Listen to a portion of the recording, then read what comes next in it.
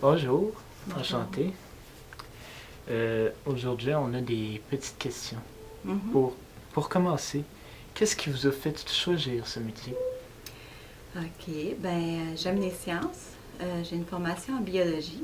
Puis en fait, c'est ça, quand je faisais mes études, je connaissais pas vraiment ce métier-là parce que dans mon temps, on appelait ça des appariteurs, on les voyait jamais.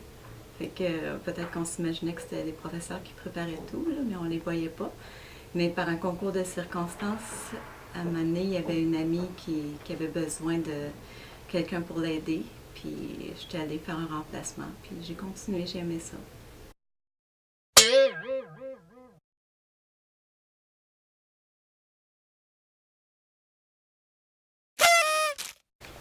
Pour la deuxième question, quelles sont vos tâches principales dans ce travail?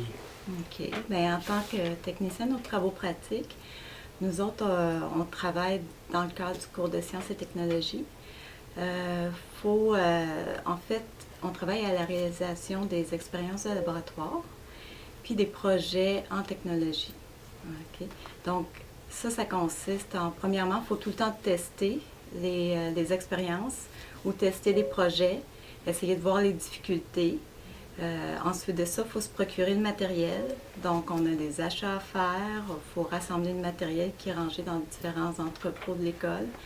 Il faut aussi le mettre en place de façon à ce que ce soit facile pour les élèves. Parce que vous êtes 30 à faire dans une classe, il y a une trentaine d'élèves qui font l'expérience. Si on veut que ça soit bien organisé, il faut penser à ça à l'avance. Sinon, ça peut vite se désorganiser puis nuire à la réalisation d'expériences. On a la présence en classe aussi. On va en classe pour expliquer un peu, surtout insister sur les détails qui vont peut-être accrocher, vu que nous autres, on a déjà fait l'expérience. On répond aux questions des élèves. Euh, à part de ça, c'est ça, on essaye de voir, de remarquer comment ça va pour essayer tout le temps d'améliorer les protocoles.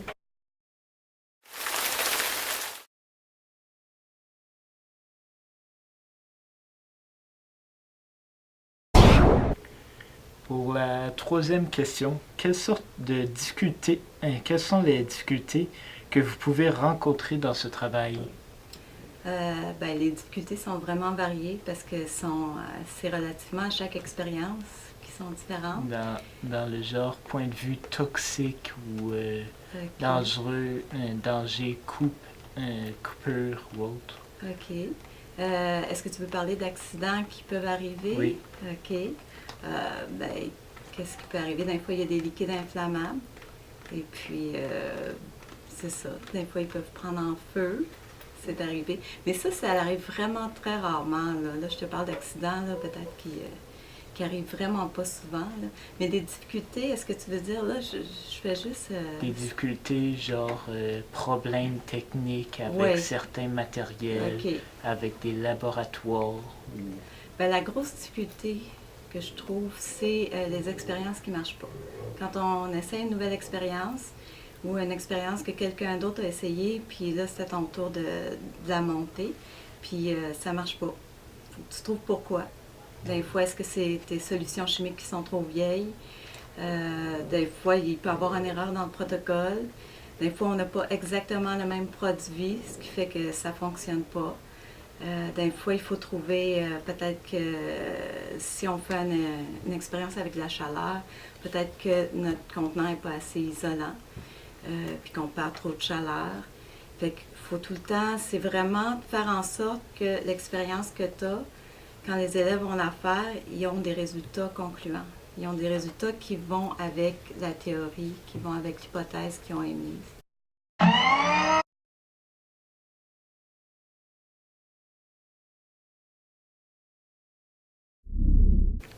Pour la quatrième, que démontrez-vous face aux étudiants, ceux qui sont irrespectueux ou les plus sages? OK. Comment je réagis Oui, envers les comment vous étudiants? réagissez? Écoutez, envers les plus sages, tout va bien. Là. Moi, j'aime ça être avec les étudiants quand ils sont intéressés. C'est sûr que c'est plus intéressant pour moi aussi de leur poser des questions, de voir s'ils comprennent bien, de les amener approfondir leurs connaissances. C'est sûr que des fois, il y en a que ça l'intéresse moins. Les sciences, ça les intéresse un petit peu moins. Fait que dans ce temps-là, je leur demande au moins de respecter le protocole, de ne pas faire des choses qui pourraient être dangereuses, de laisser les autres travailler. Okay? Puis essayer de les motiver aussi, à voir qu'il y a sûrement quelque chose d'intéressant là-dedans. Donc, majoritairement, les sages, c'est les plus fiables. Ben, ouais. Oui, c'est sûr que les stages vont faire le protocole comme il est expliqué. Ils vont poser des questions s'ils ne comprennent pas. Fait que, on peut dire ça comme ça. Comment vous débrouillez-vous pour les enfants irrespectueux, les élèves irrespectueux? Ben, on leur fait remarquer. Si c'est irrespectueux envers moi, ou irrespectueux envers... Irrespectueux envers le protocole. Ah, envers le protocole, OK. Ben, ça dépend de la situation, ça dépend du degré de sévérité. C'est sûr qu'au début, on avertit. Fait que là, après ça, si ça ne fonctionne pas, après 2-3 avertissements, on leur dit qu'au prochain coup, ben, on retire le matériel. C'est comme ça. Parce qu'il faut veiller à la sécurité.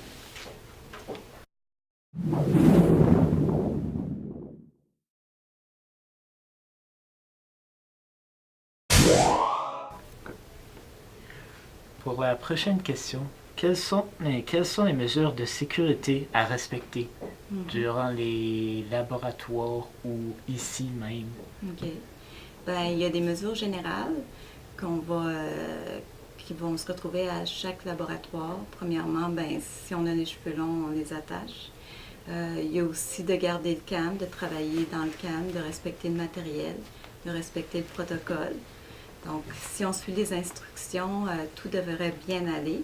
Il y a des mesures aussi particulières à chaque expérience. Par exemple, avec les produits chimiques irritants, il faut porter des lunettes de sécurité. Il faut avertir les élèves qu'en cas de contact avec la peau, il faut se rincer. Qu'est-ce qu'on fait aussi en cas de contact avec les yeux? Même s'il y a eu les lunettes de sécurité, des fois les élèves les oublient. Il faut voir aussi à ce qu'ils n'oublient pas, faire tout le temps le tour de la classe. Il y a aussi en cas de matière inflammable, on a des couvertures qu'on peut enrouler si quelqu'un a le feu sur ses vêtements. Mais ça, c'est jamais arrivé. À part de ça, avec les outils coupants aussi, quand on va en technologie en bas, on a des machines-outils, des scies à ruban, on a des sableuses à ruban, donc des exactos, les fusils à colle. Il faut tout leur expliquer c'est quoi les dangers relatifs à chacun des outils, comment on peut les éviter.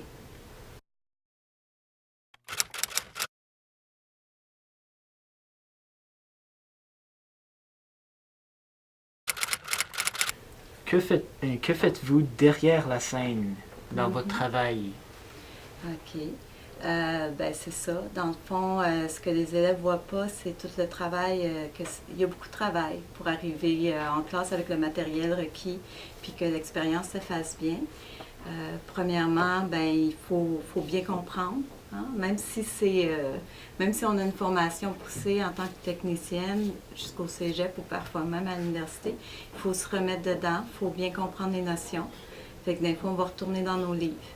À part de ça, il faut tester l'expérience. Puis, il faut aussi, une grosse partie du travail, qu'est-ce qui prend beaucoup de temps, c'est de faire les solutions chimiques. C'est de préparer tout le matériel pour chaque élève et puis de penser à comment on va l'organiser dans la classe. Il y a aussi il y a tout l'aspect matériel, justement, d'acheter le matériel, de faire l'inventaire du matériel, connaître nos produits chimiques, s'assurer qu'on ne manque de rien, d'avoir ça aux bonnes dates s'il faut faire les commandes. Faut tout nettoyer, hein? Puis il faut tout ranger aussi aux bonnes places. Donc c'est ça, c'est pas mal ça qu'on fait en arrière de la scène.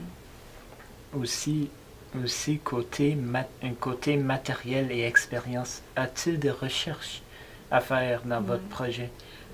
Oui, des fois les professeurs nous amènent une demande comme est-ce que tu peux me trouver une expérience à faire sur tel sujet ou j'ai telle expérience mais je trouve qu'elle fonctionne plus ou moins bien.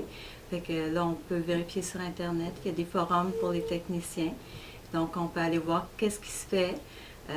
Des fois, on a des rencontres aussi entre techniciennes, puis justement, on échange nos laboratoires, on se parle chacun de qu'est-ce qui se fait dans nos écoles. Fait que ça, c'est une partie de faire une recherche pour trouver des meilleurs laboratoires, trouver aussi qu'est-ce qui ne fonctionne pas. Donc,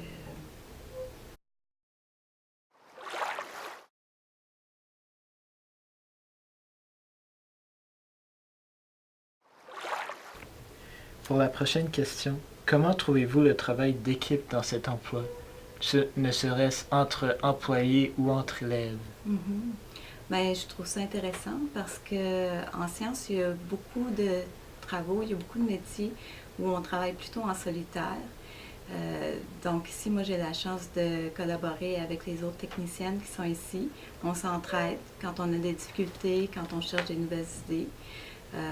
Des fois, on peut aussi, c'est le fun de s'entraider quand on est dans un rush. On peut aller aider les autres aussi. À part de ça, ben, avec les enseignants aussi, c'est intéressant de voir eux autres comment ils enseignent, comment ils voient l'expérience. Et puis avec les élèves, ben, c'est vraiment de pouvoir vulgariser les notions théoriques avec eux autres. C'est intéressant de voir eux autres qu'est-ce qu'ils comprennent, puis comment les amener à approfondir leurs connaissances. C'est ça, j'aime le contact avec les élèves.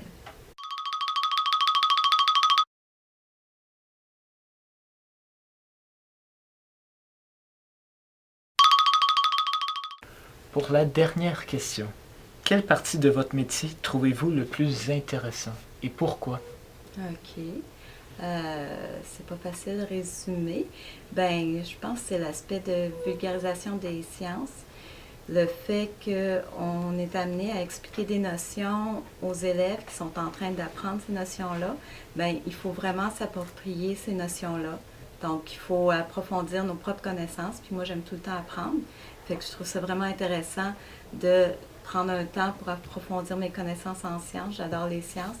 Et puis, de trouver des manières, de trouver comme des comparaisons qui vont faciliter la compréhension pour les élèves. Fait que c'est vraiment le principal attrait là, que je trouve à mon travail. Ben, je vous remercie pour cette rencontre et de nous laisser apprendre sur ce métier tellement dans l'ombre dans la commission scolaire. Ça fait plaisir. Merci. J'étais très naturelle.